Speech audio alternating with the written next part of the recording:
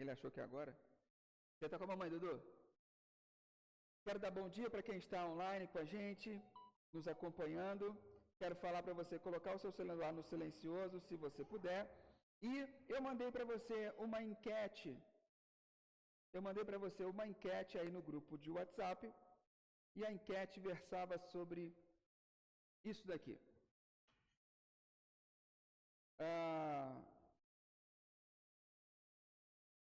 O que você considera mais difícil ao enfrentar críticas ou acusações? O que você considera mais difícil em enfrentar críticas ou acusações? Pensa bem, nessa eu abri para você marcar múltiplas respostas, porque pode ser difícil, né, para cada um de nós. Não tentar se justificar, confiar que Deus cuidará da sua reputação e perdoar quem o acusou. O que é mais difícil para você? O que é mais complicado para você quando você enfrenta críticas ou acusações? O que é mais difícil? Eu gostaria de ouvir você. Por que isso é mais difícil para você? Quem gostaria de falar? Eu quero abrir para 2 pessoas, pelo menos, para poder... que gostaria de compartilhar. Alguém gostaria de compartilhar? Do porquê que é difícil? Eu levo o microfone para você falar e o pessoal de casa poder te ouvir. Quem gostaria de compartilhar? Dou-lhe uma. Quem gostaria de compartilhar? Dou-lhe 2. Ok.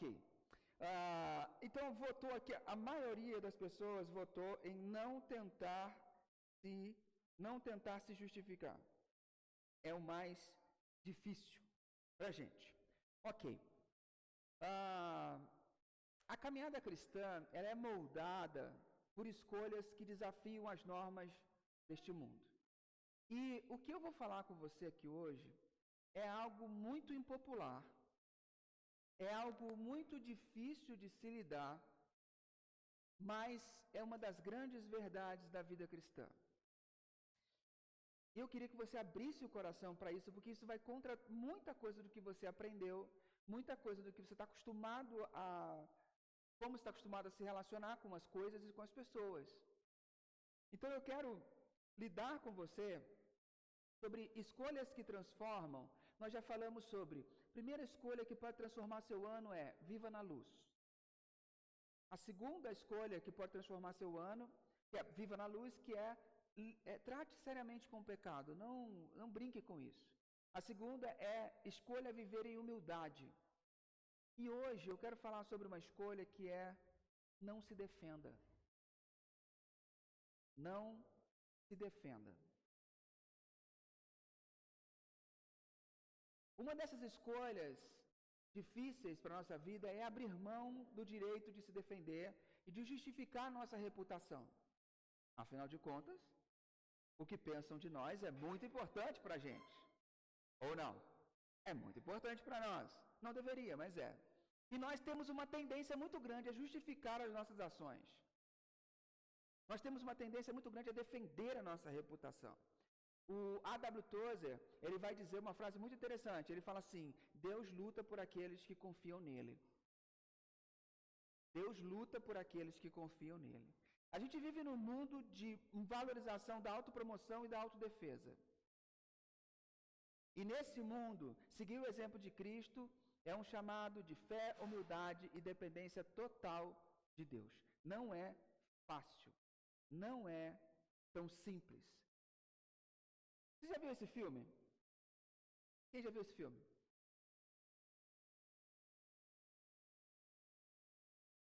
Gostaram? É um filme lindo demais. É um filme muito bom. É um filme de 1995, chamado Coração Valente. Nesse filme, conta a história de William Wallace. William Wallace era um líder da revolta escocesa contra a opressão inglesa. E ele acabou, por causa de uma tragédia na sua vida, a esposa assassinada, ele acabou tendo que se revoltar e liderar os escoceses nessa revolta nessa rebelião que ele tinha contra os ingleses. E aí, William Wallace poderia, depois de ganhar várias batalhas e conseguir unir todos os clãs da Escócia em prol de um único propósito, William Wallace é traído e é capturado. Ele é traído e capturado, julgado pelos ingleses, condenado à morte. E todo o tempo, os ingleses pressionaram ele para pedir misericórdia e se arrepender dos seus atos. Mas o Wallace sabia que pelo que ele estava lutando era correto, era certo. Então ele não desistiu. Ele ficou em silêncio. Recusou-se a tomar veneno, no filme, né? Estou dizendo sobre o filme. Recusou-se a tomar veneno que ia o anestesiar. Foi colocado num crucifixo, deitado, sua barriga foi rasgada, suas entranhas foram colocadas para fora, e ele ficou em silêncio o tempo todo, e os carrascos perguntando: você confessa seus erros, você confessa seus pecados? E ele, num único momento de fala, ele grita uma palavra, e não foi ai. Ele grita liberdade, e morre. William Wallace poderia ter se defendido, poderia ter defendido sua honra, poderia ter falado um monte de coisa e colocado várias questões, mas ele não o faz. Ele abre mão do direito de se defender, e essa confiança nele, essa confiança dele, inspirou vários escoceses que numa revolução, então, se libertaram, lutaram como guerreiros livres e romperam com a opressão inglesa da época. Assim como William Wallace, somos chamados a não nos defender diante das injustiças, mas confiar em Deus. E aí você pergunta para mim, mas quem faz isso, cara? Qual foi a última vez que alguém te afrontou e você ficou quieto? Escolheu não se defender? Pensa. Qual foi a última vez que falaram mentira sobre você e você falou, não vou entrar nessa? Há um instinto natural nosso de se defender.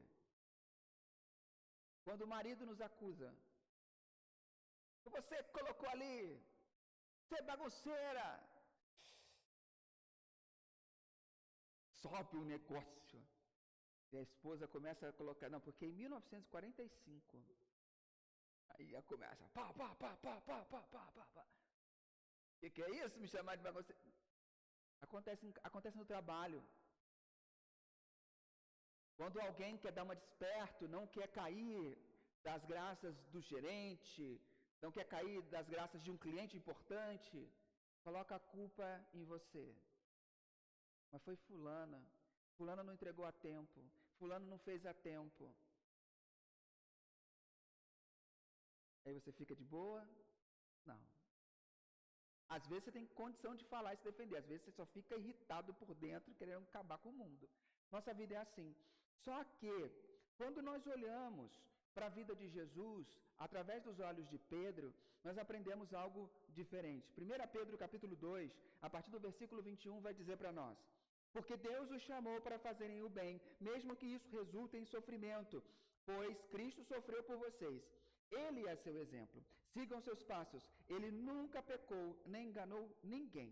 Não revidou quando foi insultado, nem ameaçou se vingar quando sofreu. Mas deixou seu caso nas mãos de Deus, que sempre julga com justiça. Ele mesmo carregou seu corpo na cruz, a fim de que morrêssemos para o pecado e vivêssemos para a justiça.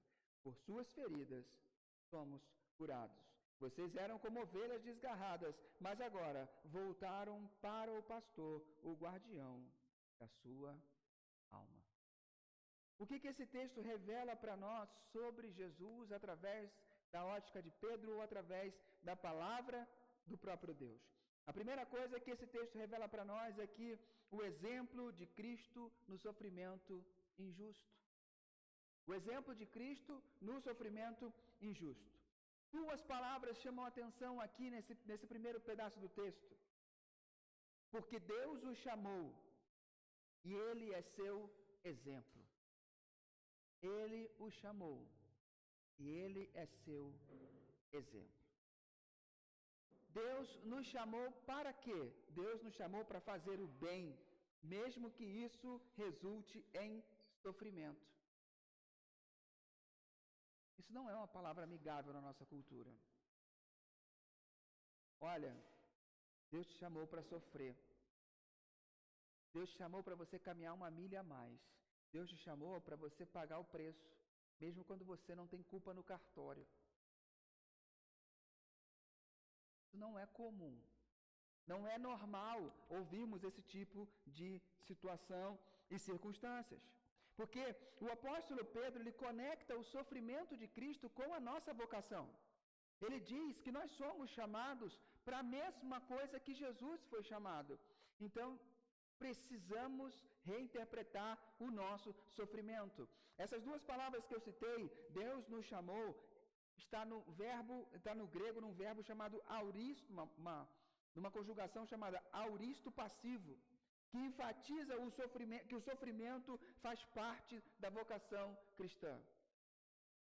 O sofrimento faz parte da nossa vocação. Você vai passar por injustiças. Você vai passar por dores. Você vai passar por isso. Não tem como fugir dessas circunstâncias. E o pior, a ideia do verbo é que isso não é acidental.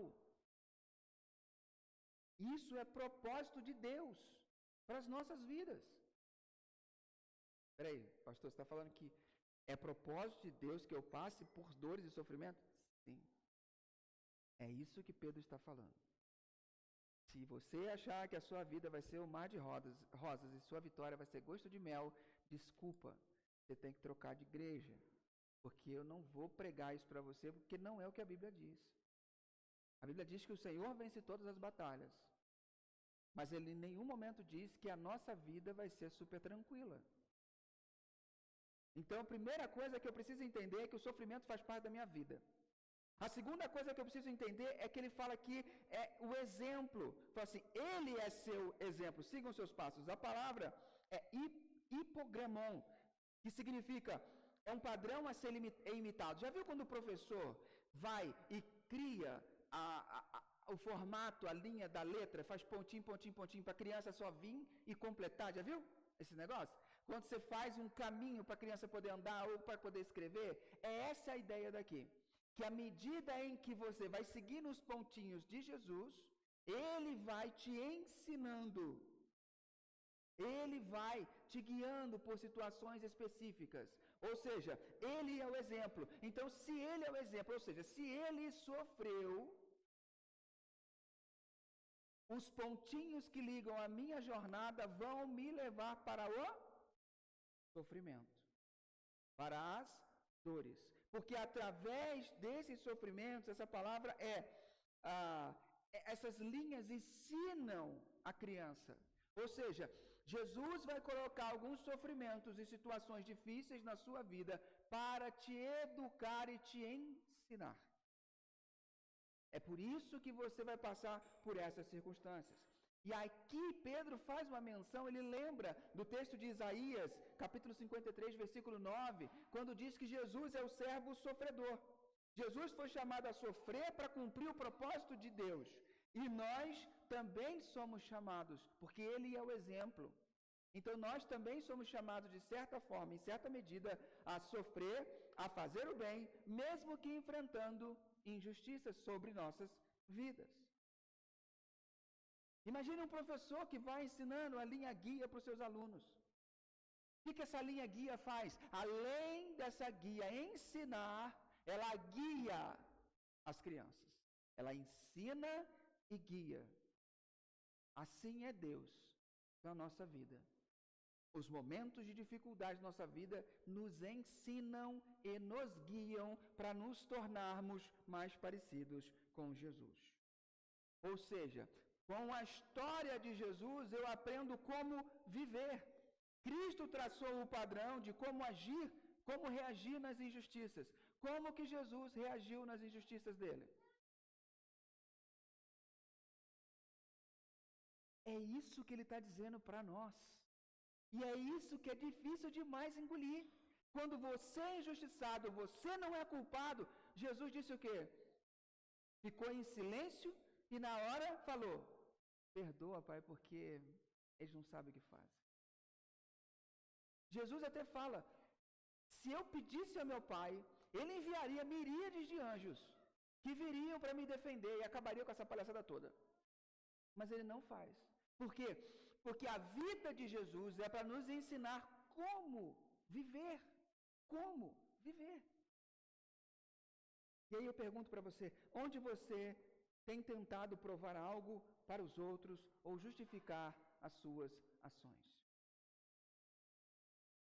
Tentar se encaixar.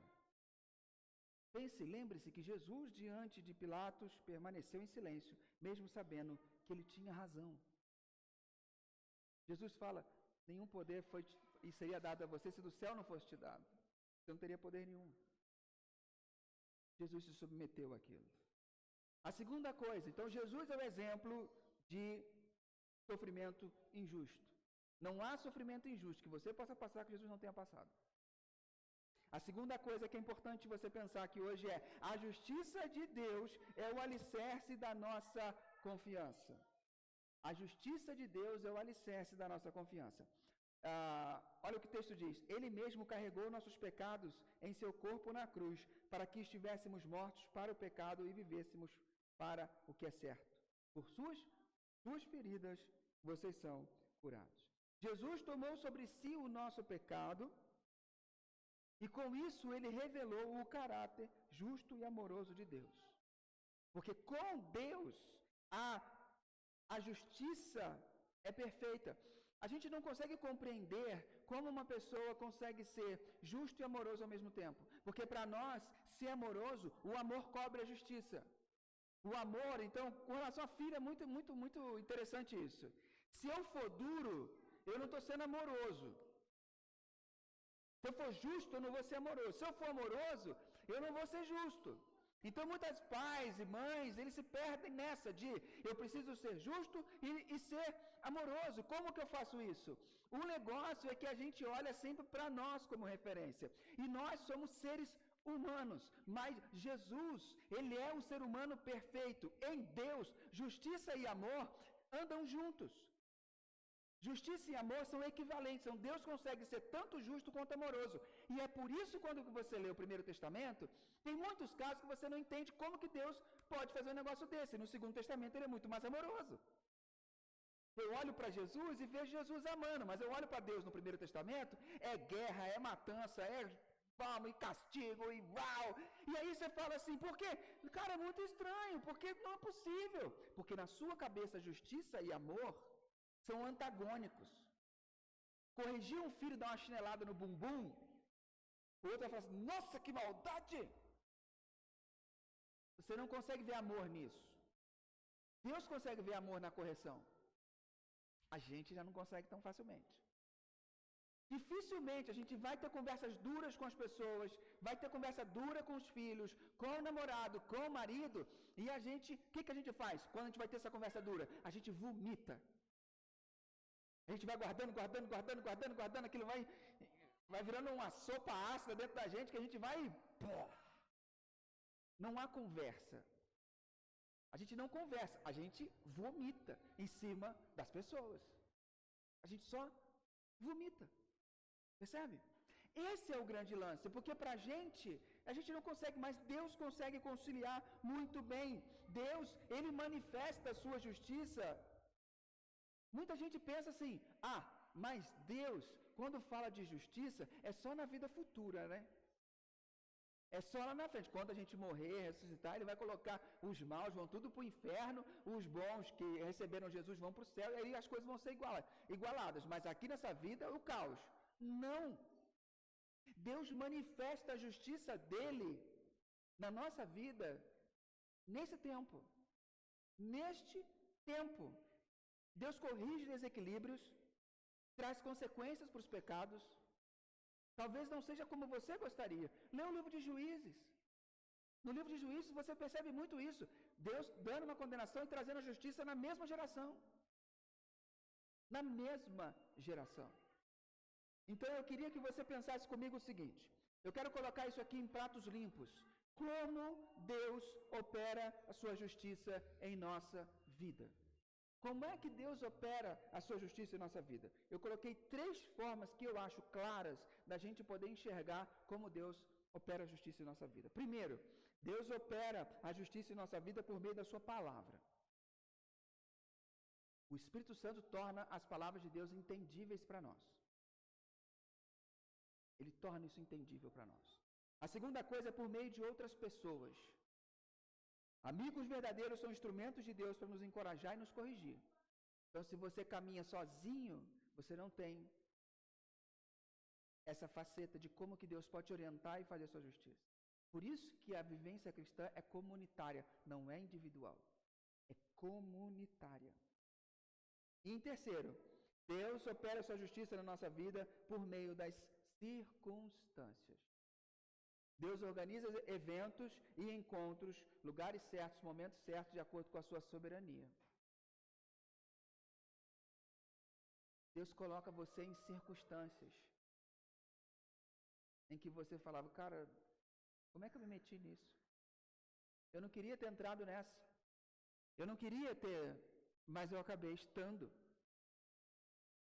E aí Deus manifesta a sua justiça em nossa vida. Às vezes, você sofre uma injustiça e Deus corrige. Você sofre uma injustiça no emprego, você é demitido. E aí acontece um rebuliço na sua vida e você conhece uma pessoa naquele momento de dor e sofrimento que te leva para um emprego melhor ainda, para ganhar mais, e você está melhor ainda. Então Deus corrige as injustiças na nossa vida através de pessoas, através das circunstâncias e através de palavras. Só que para vivenciar essa justiça é necessário ter fé, que se manifesta de 3 maneiras. Ouvindo Deus nos diversos estágios da vida, mostrando coragem diante das situações sombrias, não amarelando, e em terceiro, sendo humilde e não buscando honra própria, não buscar ser reconhecido. Então, ouvindo Deus, tendo coragem e sendo humilde. Quando essas coisas entram em sincronia na minha vida, eu consigo perceber a justiça de Deus. Mas por que você quer que Deus aja com justiça com você? Porque alguém te humilhou no trabalho e você quer ser exaltado? Porque alguém te humilhou porque tem mais bens do que você e agora você quer que Deus te coloque numa situação super avançada para você se vingar dessa pessoa? Não funciona, porque não tem humildade nisso. Percebe? Não tem humildade. Às vezes você não tem coragem de passar as circunstâncias difíceis que a sua vida te apresenta, viver as restrições, não poder ter uma vida que você gostaria, mas uma vida que você pode, sem se enrolar financeiramente, ser responsável com os seus recursos, trabalhar bem com o dinheiro que você tem, guardar dinheiro a ponto dele trabalhar para você no futuro e garantir uma vida tranquila para você e para sua família. Precisa ter coragem para abrir mão, ser fiel a Deus nos dízimos e nas ofertas. Precisa ter coragem de viver a restrição e ver as pessoas viajando e falar, eu ainda não posso, eu ainda não chegou no meu estágio, ainda não é meu tempo. Precisa ter coragem de assumir que eu estou com inveja de fulano porque comprou carro, ou comprou casa, etc e tal. É preciso ter coragem de admitir isso nos momentos mais sombrios, que é no fundo, no frigir dos ovos, o que eu vou querer fazer? Eu vou querer também experimentar, eu vou me enrolar numa dívida, num financiamento que eu não posso pagar, vou trabalhar que nem um condenado, vou gastar minha vida para eu ter algo para saciar a minha inveja. Eu tenho inveja de certas pessoas, da casa de certas pessoas, mas eu assumo, entendeu? Porque assim, para mim, é motivo de alegria ver meus amigos bem, é motivo de alegria desfrutar meus amigos felizes. Mas eu não vou colocar isso porque eu acho legal, eu vou me colocar numa circunstância para eu saciar minha inveja? Não. Teve um momento da nossa vida, eu e a Sabrina, a gente teve que tomar uma decisão difícil. Eu sempre disse que eu queria uma casa. E foi na época, a Fabi comprou casa, Pérez comprou casa, Rubens e Regiane compraram casa, e a gente teve que tomar uma decisão. Eu sempre quis casa, receber os amigos, ter uma churrasqueira, uma piscininha. Aleluia! Eu sempre quis. E a gente começou a pensar, vamos comprar uma casa? E a gente começou a procurar. Procurava aqui, procurava ali. Nada que a gente pudesse pagar. Achei umas casas bonitas, mas lá no confim do universo. Falei, não vai rolar não, não vai dar não. E a gente chegou um dia e a gente falou, cara, se a gente vender tudo que a gente tem, a gente consegue dar entrada nessa casa e financiar e ficar 30 anos pagando. Não, não vamos. Não vamos entrar nessa. Não vale a pena. Não no nosso momento. Não era o meu momento. E precisa ter coragem para admitir, eu não tenho condições agora. Eu não tenho condições. Então a gente decidiu fazer outras coisas com o nosso dinheiro. A gente decidiu se estruturar para fazer o dinheiro trabalhar para a gente no futuro. Decidiu ter algumas experiências de viagem, algumas coisas que a gente... vocês sabem que o pastor não ganha bem, mas a esposa ganha bem, então a gente se beneficia dessa bênção. Então a gente decidiu viver outras coisas e deixar esse sonho parado. Mas se a inveja, se a vontade de ter dominasse o meu coração, e a gente não tivesse coragem de encarar, ouvir a Deus, coragem de encarar a nossa deficiência no momento sombrio e ser humilde, saber, eu não posso ter tal carro. Outra coisa, outro dia a gente pensou, vamos trocar o carro? Vamos trocar o carro. Comecei a procurar uns carros para trocar. Aí eu olhei um carro, sonho de consumo. Fiquei encantado com o carro. Carro bonito, caro, híbrido, igual o nosso, chique. Vamos trocar de carro. Comecei a olhar. E eu sou um rato, eu vou estudar o negócio. Porque assim, eu vim de uma família muito pobre e a gente não tinha muitas condições de fazer escolhas. Então hoje, quando eu posso fazer escolhas, eu preciso fazer as melhores escolhas possíveis. Então eu não faço qualquer escolha, eu estudo bastante para tomar a melhor decisão. Quando eu fui olhar para o carro, e eu fui atrás, fui ver carro, fui ver acompanhar, fui ver os... E aí eu entro para ver os defeitos do carro. E fui ver os defeitos do carro. Um defeito crônico que o carro dava fora da garantia, porque eu não ia poder comprar ele novo, tinha que comprar ele já usado. Um defeito que o carro dava era R$30 mil para consertar. Estou feliz com o meu carro, que é uma beleza. Eu não posso colocar minha família numa circunstância de vulnerabilidade dessa. Dá um defeito nesse carro, acabou. Percebe? Eu tenho que ser responsável, eu tenho que entender aonde eu estou, o que eu posso e o que eu não posso fazer. E para isso precisa de coragem. Ah, mas seu carro está há muitos anos com esse carro, o que as pessoas vão pensar de você? Estou nem aí. Estou nem aí. Porque eu tenho que entender aonde eu posso e onde eu não posso. Assim como uma criança confia na promessa do pai de que se ele for bem, se comportar na escola essa semana, ele vai para o parque no fim de semana. A criança confia e se comporta na escola, faz tudo direitinho, porque ele não está vendo o parque, mas ele confia na promessa que o pai fez para ele, de que se der tudo certo, ele vai para o parque no final de semana. Assim como essa criança, nós devemos confiar nas promessas de Deus, que é um Deus que luta por nós. Então eu não tenho que me preocupar, porque Deus é a favor de mim, não é contra mim, mesmo sem eu ver os resultados aparentes. Trabalho, nunca tenho paz. Trabalho, nunca tenho dinheiro sobrando. Trabalho, mesmo que eu não veja os resultados aparentes ali. Eu tenho que confiar que Deus zela por mim. Mesmo que eu me doe para os amigos, eu nunca tenho amigos que se doem por mim. Confia em Deus. Devemos confiar em Deus e suas promessas. Ele já provou o seu caráter e nos dá Jesus. Jesus é a garantia da justiça de Deus manifestada em nossas vidas. Deus não negou seu próprio filho, o que mais ele negaria para nós? Você acredita que Deus opera justiça na sua vida ainda hoje? Como é que está a sua crença? Você acredita nisso? Onde você precisa demonstrar mais fé, coragem ou humildade? Fica essa reflexão para você. Terceiro e último ponto. A vida de redenção como testemunho no mundo. Pedro termina essa parte dizendo: vocês eram como ovelhas desgarradas, mas agora voltaram para o pastor, o guardião da sua alma. Quando nos rendemos ao bom pastor e escolhemos confiar nele, em vez de nos defender, mostramos ao mundo que nós pertencemos a um outro reino. Nós pertencemos a um outro reino. Não o reino da influência, não o reino da troca. Jesus disse: vocês têm que ser simples como as pombas e prudentes como a serpente. Imagina uma criança perdida no shopping. Quem já teve a experiência de perder uma criança? Levanta a mão. Você teve a experiência de perder uma criança? Ah, rapaz, isso aí é terrível. Uma vez eu estava no shopping com o Levi e com o Mateus, e o Levi, pingo de gente, kititico, no Dom Pedro, ele decidiu sair andando. Ele não queria.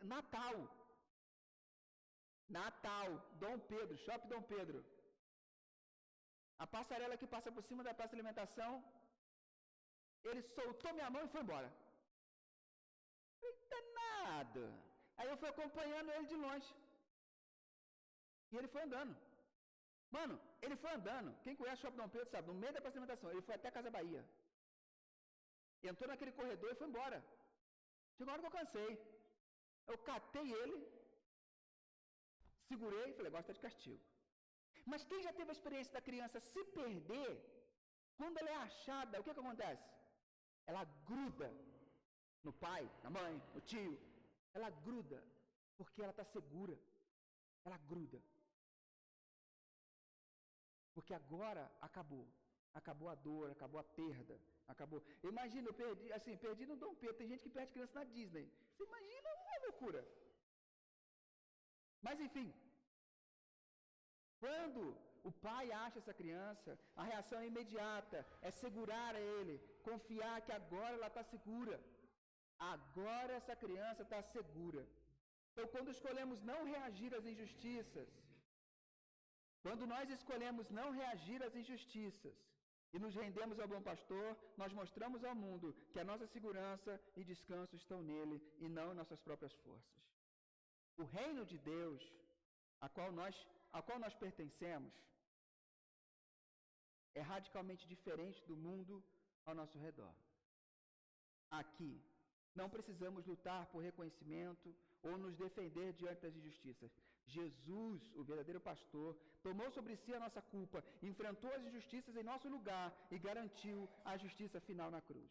Em sua morte e em sua ressurreição, nós vemos a justiça de Deus perfeita acontecendo. O inocente foi honrado. O inocente foi honrado. E por causa dele ser inocente e os méritos dele serem conferidos a nós, nós seremos honrados por causa dele. Não porque nós mereçamos, mas por causa dele, nós seremos honrados. Se você ainda está tentando provar seu valor ou carregar o peso de se justificar, renda-se ao pastor das almas. Nele há descanso, segurança e a certeza de que Deus está no controle, mesmo no meio das tempestades.